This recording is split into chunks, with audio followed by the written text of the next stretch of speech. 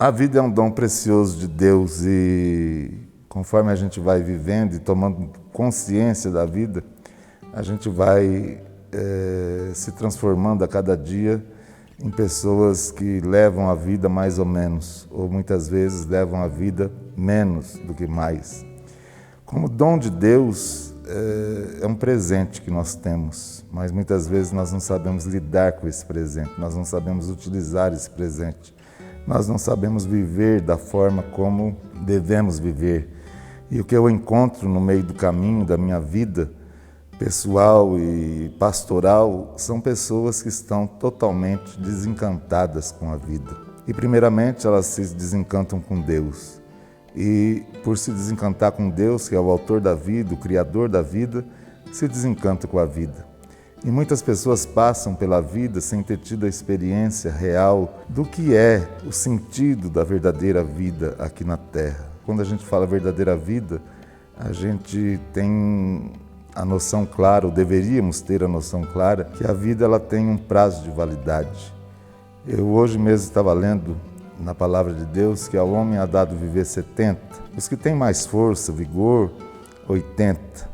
E o que passa disso é, sem dúvida nenhuma, canseira, enfado. A Bíblia diz isso. E nós nunca estamos preparados para viver o momento presente. Nós estamos sempre muito presos ao passado e ansiosos pelo futuro, que ninguém sabe. A vida é um presente que contém nesse presente um grande mistério. E nós, como seres humanos, somos muito complexos dentro dessa realidade de vida. É por isso que hoje nós temos tantas pessoas que se perdem em relação à sua vida, porque estão presas ao passado, numa perspectiva ruim para o presente e numa expectativa desesperançosa para o futuro. Daí vem as depressões, vem as angústias, vem as ansiedades, vem tudo aquilo que nós temos hoje como patologias psiquiátricas e que arrasam as pessoas. E muitas pessoas dentro de toda essa história deixam de viver e vegetam. Muitas pessoas que eu tenho encontrado no caminho da minha vida como pastor e como uma pessoa que está aí aberta para conhecer vidas, né? Principalmente vidas destroçadas, né? Pelo passado e talvez pelo presente, eu tenho visto pessoas que simplesmente estão perdidas em si mesmas, presas àquilo que a gente chama de um passado sombrio, de um passado violento. Tudo na nossa vida está aqui, na nossa mente, né? Nós criamos os nossos traumas, nós criamos as nossas derrotas, nós criamos os nossos medos, nós criamos os nossos fantasmas, nós criamos tudo aquilo que a vida nos impõe e que quase uma obrigação, a nossa mente foi programada para criar tudo isso. E eu tenho visto em muitas vidas que passam pela minha vida, pessoas que não sabem lidar com as dificuldades naturais e obrigatórias da vida. Com isso, nós deixamos de ser como Deus nos criou, deixamos de ser pessoas felizes, encontradas, donas de si mesmas, né, no sentido próprio da nossa vida individual. Deus nos deu a vida e nós somos indivíduos formados por Deus e nós temos que ser senhores da nossa vida, senhores da nossa estrutura emocional, espiritual. Quando eu digo senhores, é lógico que eu não estou falando do senhorio de Jesus, que deve ser o Senhor absoluto da nossa vida e deve nortear a nossa vida. Eu estou falando do poder que Deus nos dá de, como indivíduos com o dom da vida, de sermos donos da nossa história, da nossa capacidade de viver, da nossa capacidade de superar todas as diversidades da vida com alegria, com equilíbrio, com paz, com serenidade. E como nós não pensamos na morte, muitas vezes nós, com a nossa vida, nós presos ao passado e vivendo um presente infeliz e com uma perspectiva horrível para o futuro, nós temos a tendência de sermos pessoas amargas, infelizes, depressivas, angustiadas e deixamos de de viver o hoje, o aqui e agora, e perdemos o sentido, o que eu estou fazendo aqui, o porquê que eu estou vivendo dessa forma. E nós ficamos tão presos a tudo isso que não temos coragem de pensarmos de fato, né, e perguntarmos para o nosso Criador, que é Deus mesmo. Nós vemos hoje na teologia muitas pessoas falando de Deus, muitas pessoas formalizando Deus, muitas pessoas idealizando Deus. Mas Deus, ele não é uma palavra, ele é uma pessoa que está viva, atuante, criando, recriando, sustentando. O Deus é o tudo, devia ser o tudo na nossa vida de criaturas dele. E em Jesus Cristo, mais do que criaturas, nós somos filhos de Deus. E todas as angústias e todas as dificuldades que nós temos na nossa própria vida, nós deveríamos colocar diariamente nas mãos de Deus e fazer com que Ele pudesse, assim, conduzir de fato as nossas vidas. Apesar de sermos senhores das nossas vidas, muita gente, talvez eu vá falar aqui uma coisa que vá contra ao que a minha denominação prega, né? Livre-arbítrio. É um tema bastante complexo e eu não quero aprofundar nisso, mas Deus nos deu a vida, nos deu a liberdade de escolher entre a vida e a morte. E muitos de nós escolhemos, nesse aspecto que eu estou falando, escolhemos a morte e vivemos diariamente a morte, que é não ter sentido, né? Sermos paralisados em relação à vida. Quando a gente vai num velório, a gente vê lá o caixão com o corpo do ente querido, da pessoa que nós estamos lá velando e honrando. Todas as palavras que tiverem ali naquele funeral, o morto está morto. Ele não sente, ele não ouve, ele está morto. Ele simplesmente é uma coisa que está ali, é um corpo que cumpriu o seu papel no mundo e a morte. Muitas pessoas estão mortas-vivas, muitas pessoas estão ali que não conseguem sentir do exterior nada, não tem reação para nada na vida. Isso a gente vê em todas as áreas sociais, em todas as áreas religiosas, pessoas que estão mortas, pessoas que estão automaticamente trabalhando para viver, né, curtindo aquela família doriana, né, das propagandas de manteiga, de margarina, mas não tem alento, não tem alegria, né, e é tomado sempre por uma tristeza profunda no sentido de o que mais que eu vou sonhar para a minha vida. E muitos de nós temos dificuldade de, mesmo dentro dessa complexidade de vida agora aqui, nós temos dificuldade de encarar a decadência da vida.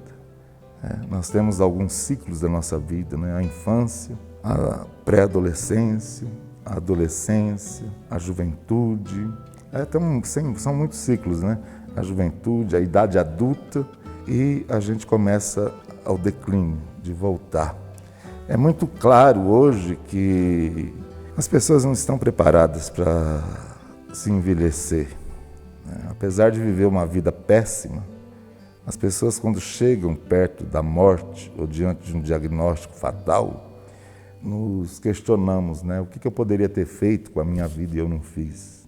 Então hoje, o aqui e agora, o presente serve para que a gente reformule a nossa forma de viver, reformule a nossa forma de encarar a vida como ela é. Existem pessoas, alguns tipos de pessoas que são engraçadas, que levam a vida de forma dramática, né? O drama, uma pessoa dramática é um terror, né? Tudo é difícil, tudo é complicado, tudo é impossível, não se vê uma luz no fim do túnel. As pessoas dramáticas são também pessimistas. A gente poderia juntar essas duas classificações de gente, né?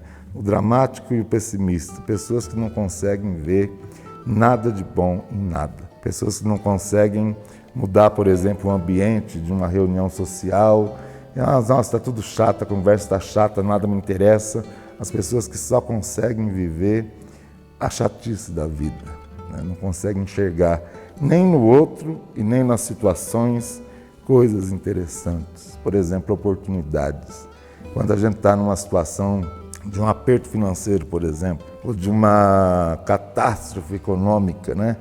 Muitas vezes a gente fica preso naquilo ali e é traumático, porque a gente só vê derrota. E a gente não consegue ver oportunidades, por exemplo, na miséria?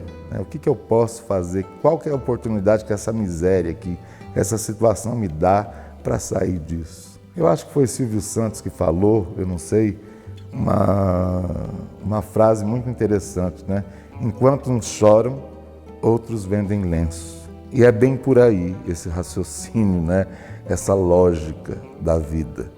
Nós podemos estar vivendo o presente, muitas situações horríveis, muitas situações desconcertantes, de não saber para onde a gente vai, mas a gente muitas vezes precisa sair do olho do furacão ou do meio do furacão para ver a situação e ver no entorno do furacão quais são as possibilidades, quais são as esperanças, quais são as maneiras que eu tenho de lidar com todas as situações da vida. Lidar com a decadência da vida exige de nós uma certa maturidade humana e espiritual. Tudo que nasce, morre. É simples assim. É chocante? É. Mas é simples assim. Não existe outra forma da gente encarar a vida a não ser de uma forma biológica. Tudo que nasce, morre. Podemos levar a nossa vida sem o aspecto de fé em Deus, sem o aspecto de salvação em Cristo Jesus. As pessoas vivem sem fé. Existem muitas pessoas que são declaradamente ateus, que vivem normalmente até melhor, muitas vezes, do que quem tem fé, do que quem tem uma fé madura e não uma fé fanática. Porque os fanáticos também têm uma fé que os escraviza e os deixa cada vez mais limitados, né? E totalmente fora dessa realidade da própria vida. Eu estou falando de fé madura, estou falando de fé estruturada nos ensinamentos de Jesus Cristo de Nazaré, daquele que vem nos dar vida e vida em abundância aqui e agora, aquele que cura as nossas enfermidades passadas, aquele que cura os nossos traumas do passado, aquele que nos sustenta em todos os momentos de solidão, de angústia, de tudo. Eu estou falando de uma fé que nos leva a ter uma vida com os pés no chão, calcados realmente na realidade da vida, que Jesus vem nos ensinar a vivermos essa realidade. Eu vim para que todos tenham vida e que todos a tenham em abundância. E eu acho que a qualidade de vida, sem fé e com fé, é lógico que é muito melhor e muito mais confortável, e muito mais viável, e muito mais libertador viver uma vida numa fé profunda, numa fé real, numa fé que tenha base para levarmos a vida como ela é, com sentido, com utilidade, com alegria, com esperança. E como eu defendo a tese de que Deus nos dá a vida, né? Não é uma tese, é uma realidade. Como presente, como dom, Ele também nos dá a fé, que é um dom, é um presente. E muitas vezes nós não alimentamos essa fé de forma racional, de forma clara, e é por isso que nós vivemos numa confusão de vida, nós vivemos numa confusão de fé, nós vivemos numa confusão dentro desse universo que é a vida humana. E eu penso que a fé é um tema bastante árido, bastante difícil de ser debatido. Como é um dom pessoal que Deus dá a cada um, nós hoje temos a religião, que tenta, de forma honesta, de forma verdadeira, de forma consciente, clara, conduzir as pessoas a uma fé realmente cristã. Eu afirmei tudo isso, que a religião deve ser verdadeira, deve ser consciente, deve ser libertadora, deve ser tudo isso, e hoje nós não encontramos uma religião que tenha uma liderança que realmente seja profética neste mundo tão carente de pessoas que testemunhem a verdadeira fé no Evangelho, a verdadeira fé em Deus, não só verdadeira fé como testemunho, mas vivência que testifique as pessoas que realmente estão ouvindo. Quando nós vemos hoje as crises, né, e eu coloco no plural porque as religiões cristãs hoje vivem numa crise em todos os sentidos que nós podemos imaginar, no sentido moral, no sentido teológico, no sentido dogmático, no sentido humanístico, né? Porque o cristianismo sem humanidade não é cristianismo. Nós estamos vivendo aqui no mundo de Jesus, quando veio aqui no mundo e andou aqui neste mundo, né, numa área restrita, né, de um ministério pobre, vivenciando corpo a corpo com as pessoas, com o sofrimento daquele povo que o seguia, nós vemos hoje que a primeira grande crise, né, no meio religioso é a falta de uma liderança, de líderes que realmente conduzam o povo de Deus a uma vida plena. Hoje o que nós vemos é justamente o oposto. Nós vemos muitos líderes, a grande maioria dos líderes evangélicos, católicos, querem apenas dominar e escravizar. Nós temos hoje a teologia do terrorismo, nós temos hoje a teologia do medo, a teologia do legalismo, a teologia do medo e não do temor a Deus, não do respeito a Deus, não da adoração a Deus verdadeira. Nós temos hoje muitas pessoas que levam a pregação do Evangelho num plano tão irreal, né, que deixam as pessoas totalmente fanatizadas. Nós vemos hoje uma das crises que as religiões impõem hoje na sociedade, e é o que aterroriza, é o Deus que é um banco, né, que você vai lá e você compra as bênçãos que você deseja para que você seja um pouco mais feliz nessa vida. E a religião cristã, o Evangelho de Jesus Cristo, nos leva a viver uma realidade de vida. Somos indivíduos criados por Deus, com uma história, com um DNA próprio. Nunca ninguém existiu como você, nem vai existir. Você é único neste universo todo. E por sermos únicos, nós temos a complexidade de não nos aceitarmos como nós somos. E vem Jesus para nos ensinar a aceitação de tudo aquilo que a vida realmente é. E como eu venho desenvolvendo todos esses estudos e essas reflexões, eu vejo que o grande problema do ser humano, desde a sua criação lá no Éden até aqui, é o apego descontrolado pela própria vida, pela vida dos outros e principalmente hoje pelas coisas. E isso nos deixa totalmente infelizes, inseguros e totalmente sem perspectivas, porque no fundo nós sabemos que o apego, tanto às pessoas, por exemplo, eu tenho família, né? Tenho amigos, tenho parentes, tenho pessoas que cercam a minha vida, só que todos eles têm vida própria. Minhas filhas têm vida própria, meus amigos têm vida própria e eles têm que cuidar da vida deles. Eu não sou responsável por cuidar da vida de ninguém. Eu sou responsável, enquanto cristão, enquanto ser humano, de ajudar talvez nas coisas básicas das pessoas mais próximas, das pessoas que tudo, mas eu não sou responsável pela felicidade de ninguém, pela alegria de ninguém, pelas dificuldades de ninguém. Eu não sou responsável e muitas vezes eu pego isso como responsabilidade e sufoco a mim mesmo, porque eu não dou conta de cuidar da vida dos outros, e sufoco os outros, porque aí eu começo a ser muitas vezes dominador naquilo que eu acho que é certo. E é muitas vezes isso que muita liderança evangélica impõe. Tem que ser assim, senão você vai para o inferno. Tem que agir dessa forma, porque senão a mão de Deus vai pesar sobre a sua vida. E eu fico pensando, que Deus é esse? Que vida é essa? Que inferno é esse de vida, de medo, de angústia?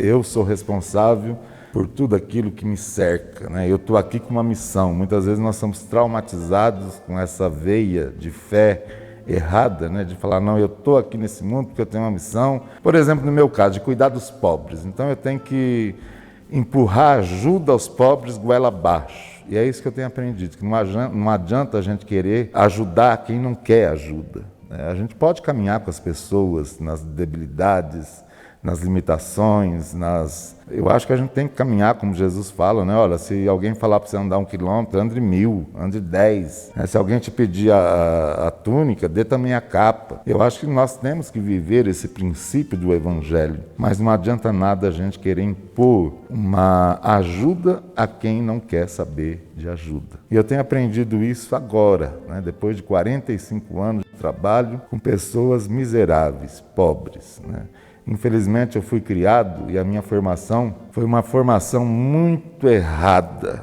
Eu Agradeço a Deus pela formação católica que eu tive, mas eu tive uma formação teológica, lógico, dentro da teologia sistemática, mas eu tive uma influência, sei lá, de 90% da teologia da libertação, que causou, hoje eu vejo isso, que causou um grande desvio de fé madura.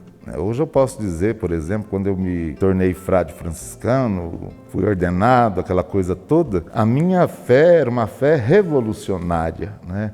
De lutar. Olha, eu fui formado até, para vocês terem uma ideia, pegar em armas, né? Para defender os direitos, para defender o direito à terra, o direito à moradia, o direito à justiça, o direito a tudo. Eu fui criado, né, como que durante muito tempo, dentro de uma teologia que eu tinha que dar a minha vida, literalmente, pelas causas sociais. Graças a Deus, eu fiz parte desse movimento todo no Brasil. Foi na década de 80, onde a teologia da libertação teve um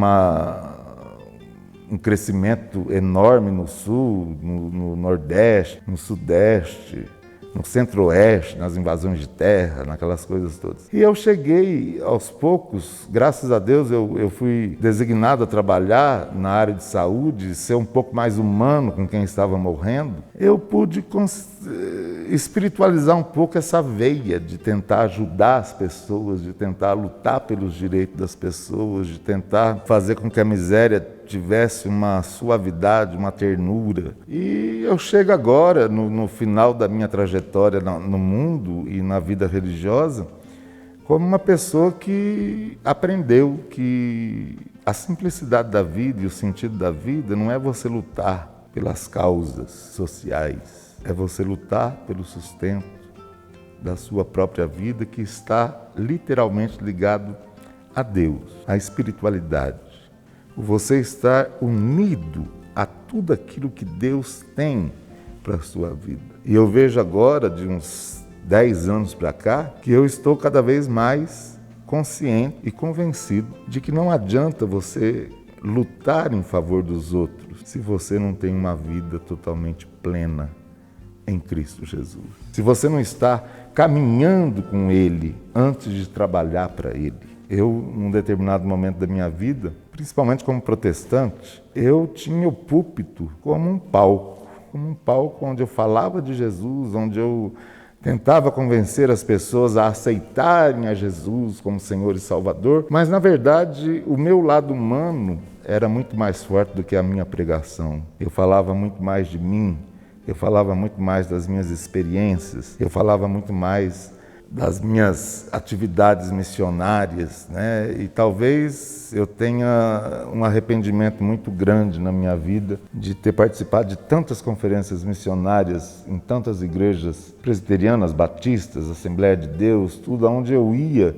E muitos missionários têm esse erro que eu cometi, e eu me arrependo muito, né? De ir para uma conferência missionária me achando o último missionário do mundo, né? Me sentindo assim uma pessoa muito mais importante do que todos aqueles crentes que estavam ali, porque eu realizava trabalho com prostitutas, com homossexuais, com miseráveis, com moradores de rua, com isso e com aquilo. Então eles, de certa forma, tinham que me ajudar de alguma forma, economicamente principalmente, porque para se manter um trabalho social é preciso ter dinheiro. E para se ter dinheiro, você precisa divulgar o trabalho. E é toda uma faca de dois gumes, porque você acaba misturando tudo isso, né, por benefício próprio.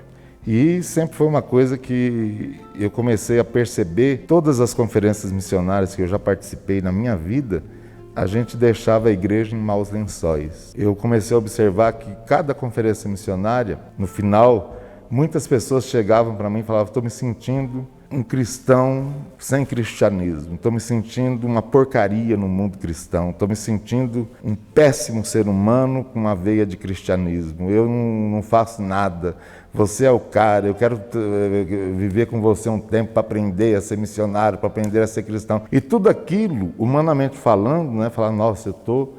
Mas não, né, eu estava causando mal para aquelas pessoas, porque eu não estava falando da vida plena em Jesus Cristo que tem para cada um de nós. Eu fui chamado para fazer um monte de coisas, né? Eu tenho um chamado específico, né, para trabalhar para entender talvez melhor, de forma mais humana, o sofrimento humano.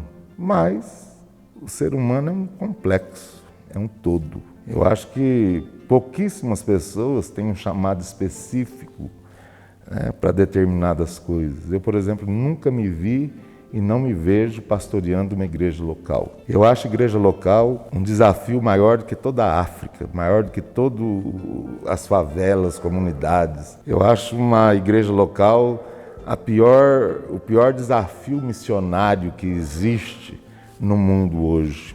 Para a vida do pastor, vamos falar primeiro do protestantismo, né? Da vocação pastoral, do pastor protestante, do pastor reformado, do pastor, sei lá, que lidera uma igreja. Eu acho um desafio, olha, que exige sabedoria, que exige equilíbrio, que exige tudo aquilo que a vida exige numa vida profissional. Eu acho muito complicado, por exemplo, um pastor que geralmente é casado, né? É uma das coisas que nós vamos abordar daqui para frente, em algum momento, né? O pastor, né? Primeiro, que vocação que esse pastor teve, que chamado ele teve, como ele desenvolveu esse chamado. Um pastor que vai para o seminário, tem os 4 anos de teologia sistemática, pega uma igreja, aí ele já está novinho ali, casado, com filhos, tudo, tal. Eu fico imaginando o desafio que ele tem todo domingo de preparar um sermão. No nosso caso presbiteriano, né, o pastor presbiteriano é tido como o mais preparado teologicamente para pregar. E realmente ele estuda bastante. Geralmente o pastor presbiteriano é muito viciado em sermões que chamem a atenção, né, teologicamente falando, sistematicamente falando, calvinistamente falando, né? Então ele tem um trabalho todo de preparar sermão, de cuidar da família, de dar aconselhamento, de cuidar das vidas da igreja no seu dia a dia. E eu vejo isso como um peso, porque a gente vê o dia a dia de um pastor, né?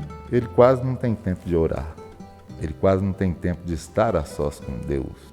Eu conheço pouquíssimos pastores que têm uma disciplina espiritual que reflete, inclusive, na vida da igreja. Pessoas que têm a liderança, estou falando de liderança, né, evangélica. Pessoas que têm uma boa bagagem teológica, intelectual, mas que dirigem a igreja de forma totalmente só teológica. Eu acho isso um desafio profundo, né, de carregar uma igreja. E há aqueles que têm uma falsa espiritualidade, uma falsa piedade, que têm uma criatividade, um carisma, vamos dizer assim, para levar a igreja no oba-oba. Hoje nós vemos tantas igrejas modernas, né? Igrejas escuras, igrejas com a iluminação toda, né, que mexe com a mente, que mexe com o ambiente, que leva a pessoa a ter um êxtase que não tem nada a ver com experiência religiosa, no bom sentido, experiência com Deus. Hoje, a gente vive numa crise, eu estava falando de crises anteriormente que a igreja passa. Nós estamos sendo encaminhados para o próprio Deus, para o tratamento pessoal que Deus tem para com a nossa vida. Porque Deus tem um interesse profundo por cada um de nós. Independente da liderança religiosa que você tem, Deus é muito mais profundo do que qualquer liderança de igreja.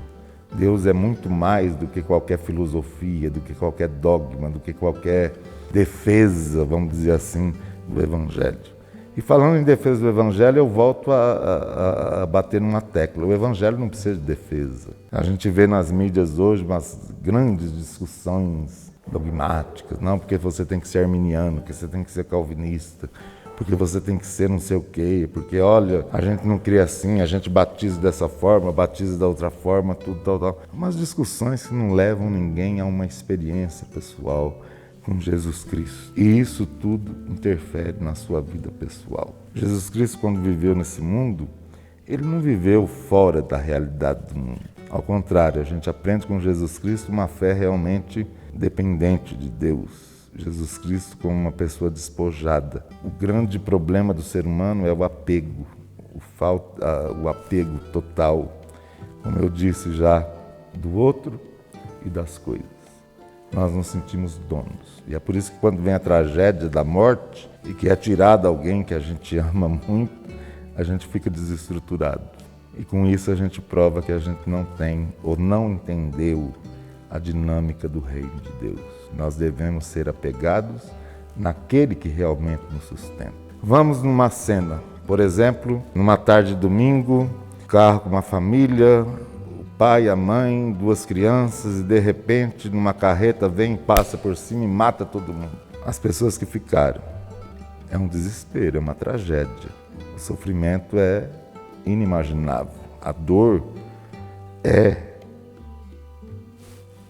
incalculável. Eu fico imaginando quando os parentes, as pessoas mais próximas recebem a notícia de uma tragédia dessa. Um desespero, choro, grito, né?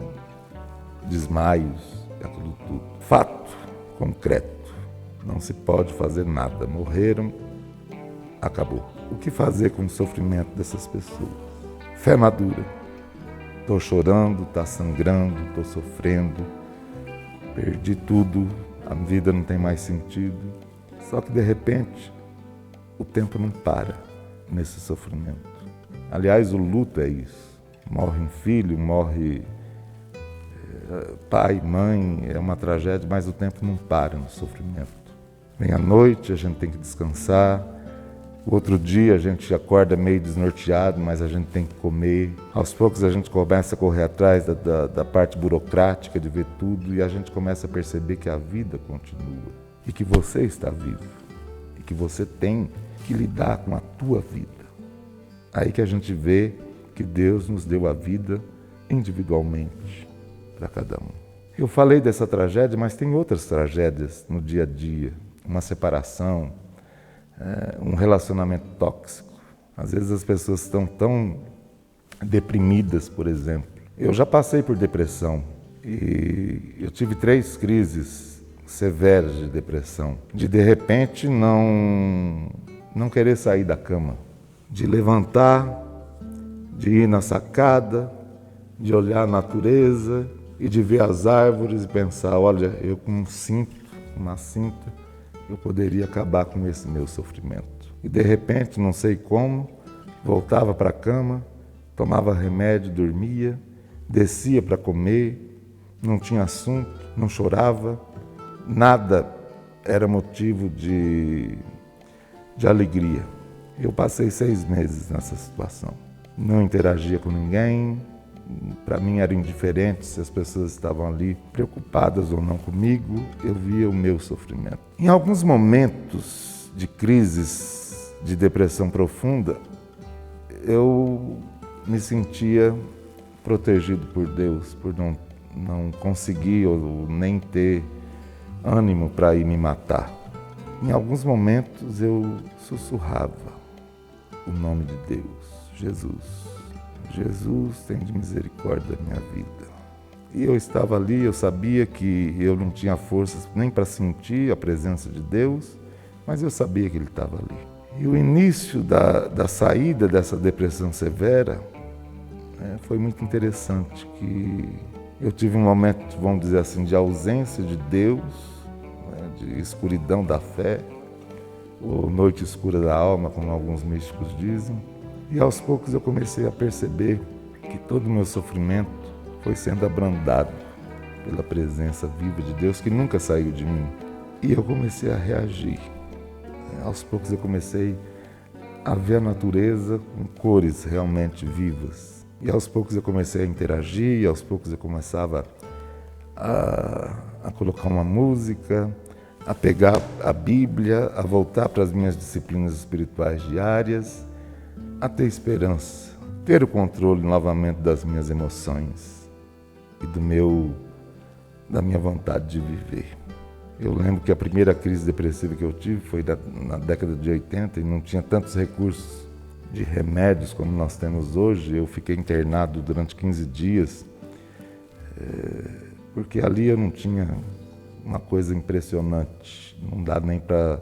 Só quem passa por esses momentos é que pode... Nem quem passa pode definir ou pode explicar o que é, porque é uma coisa muito pessoal, muito séria. E eu me lembro que a primeira crise de depressão que eu tive, eu